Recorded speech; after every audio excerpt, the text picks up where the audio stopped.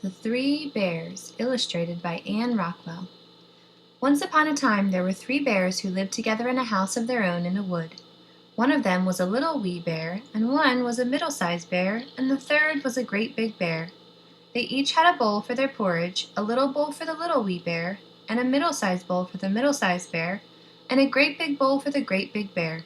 And they each had a chair to sit on, a little chair for the little wee bear, and a middle-sized chair for the middle-sized bear, and a great big chair for the great big bear. And they each had a bed to sleep in, a little bed for the little wee bear, and a middle-sized bed for the middle-sized bear, and a great big bed for the great big bear. One day, after they had made the porridge for their breakfast and poured it into their bowls, they walked out in the woods while the porridge was cooling. A little girl named Goldilocks passed by the house and looked in at the window. And then she looked in at the keyhole, and when she saw that there was no one home, she lifted the latch on the door.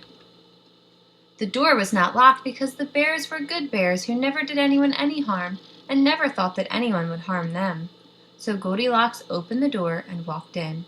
She was very glad to see the porridge on the table, as she was hungry from walking in the woods, and so she set about helping herself. First she tasted the porridge of the great big bear, but that was too hot for her. Next she tasted the porridge of the middle-sized bear, but that was too cold for her. Then she tasted the porridge of the little wee bear, and that was neither too hot nor too cold, but just right. And she liked it so much that she ate it all up. Then Goldilocks sat down on the chair of the great big bear, but that was too hard for her. And then she sat down on the chair of the middle-sized bear, and that was too soft for her. And then she sat down on the chair of the little wee bear, and that was neither too hard nor too soft, but just right. So she seated herself in it, and there she sat until she sat the bottom out of the chair, and down she came upon the floor. Then Goldilocks went upstairs to the bedroom where the 3 bears slept, and first she lay down upon the bed of the great big bear, but that was too high for her. And next she lay down upon the bed of the middle-sized bear, but that was too low for her. But when she lay down upon the bed of the little wee bear, it was neither too high nor too low, but just right. So she covered herself up comfortably and fell fast asleep. When the 3 bears thought their porridge would be cool enough for them to eat, they came home for breakfast. Now Goldilocks had left the spoon of the great big bear standing in the porridge. "Somebody has been eating my porridge," said the great big bear in a great, rough, gruff voice. Then the middle-sized bear looked at its porridge and saw the spoon was standing in it too. "Somebody has been eating my porridge," said the middle-sized bear in a middle-sized voice. Then the little wee bear looked at its bowl, and there was the spoon standing in the bowl, but the porridge was all gone. "Somebody has been eating my porridge and has eaten it all up," said the little wee bear in a little wee voice.